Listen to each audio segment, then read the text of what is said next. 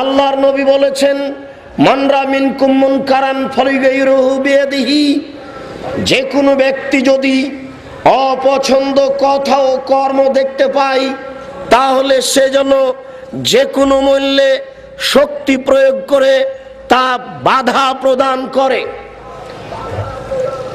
আল্লাহর নবী অত্র অংশে যে কোনো মূল্যে অন্যায়ের বাধা দেওয়ার জন্য বলছেন। যারা গ্রাম্য সর্দার, যারা স্কুলের দায়িত্বশীল, যারা কলেজের প্রিন্সিপাল, তাদের একটা ওই স্থানে পূর্ণ ক্ষমতা আছে। একজন গ্রাম্য সর্দার, গ্রামের লোকের উপরে তার কর্তৃত্ব চলে।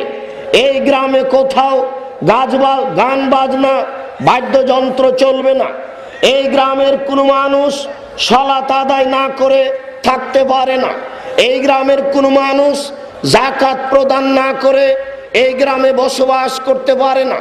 এই সব কাজ ও কর্মগুলি তিনি দেখবেন। যে কোনো অন্যায় দেখলে তিনি বল প্রয়োগ করে, শক্তি প্রয়োগ করে তা বন্ধ করবেন। এ কথাই আল্লাহর নবী বলছেন। তিনি বলেন, ফাইলাম ইস্তাতে, যদি মানুষের পক্ষে তা সম্ভব না হয়, পরিস্থিতি সব সময় মানুষের অনুকূলে নাও থাকতে পারে।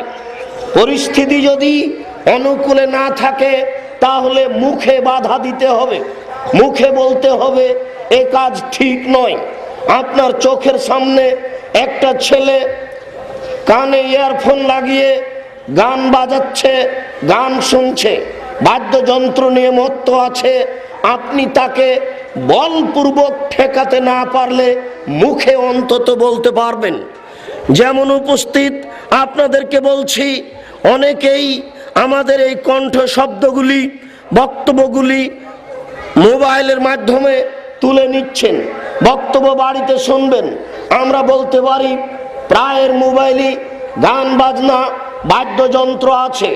আমাদের পক্ষ থেকে জোরালোভাবে বলা থাকছে, এই যে যত মোবাইলে গান বাজনা আছে, এই মাইকের আওয়াজ যত দূর পর্যন্ত যাচ্ছে, বক্তব্য শেষ হওয়ার পরপরই এই মোবাইল হতে গান বাজনা বাদ্যযন্ত্র, নগ্ন নারী মুছে ফেলতে হবে জরুরি ভিত্তিতে।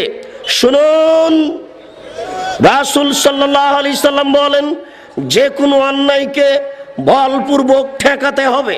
আমরা আপনাদেরকে অনুরোধের দৃষ্টিতে বলতে চাই, আজ থেকে ওই অন্যায় বন্ধ করুন।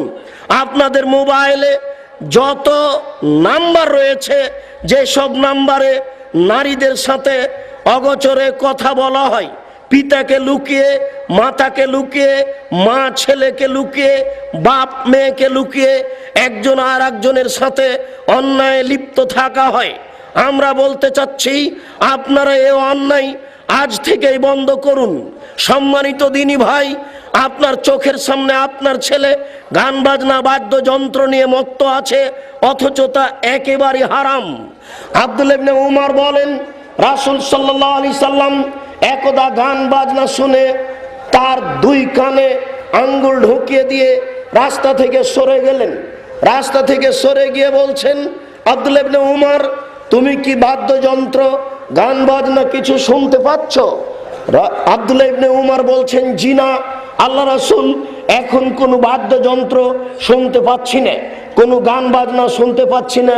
ফারা ফাইজ বাইহে বিন ওজলাইহে, তখন আল্লাহর নবী তার দুই কান থেকে দুই আঙ্গুল সরিয়ে নিলেন। তিনি এই শব্দ শুনে কানে আঙ্গুল ঢোকালেন, আর আপনার ছেলে কানে ইয়ারফোন লাগিয়ে গান শুনে আপনি তাকে কিছুই বলতে পারেন না। শুনুন, কথা রক্ষা করুন। জন্ম দিতে পারলেই পিতা হওয়া যায় না, প্রসাব করাতে পারলেই মা হওয়া যায় না, দুধ পান করাতে পারলেই মা হওয়া যায় না, দায়িত্ব পালন করতে পারলেই পিতা হওয়া যায়, দায়িত্ব পালন করতে পারলেই মাতা হওয়া যায়।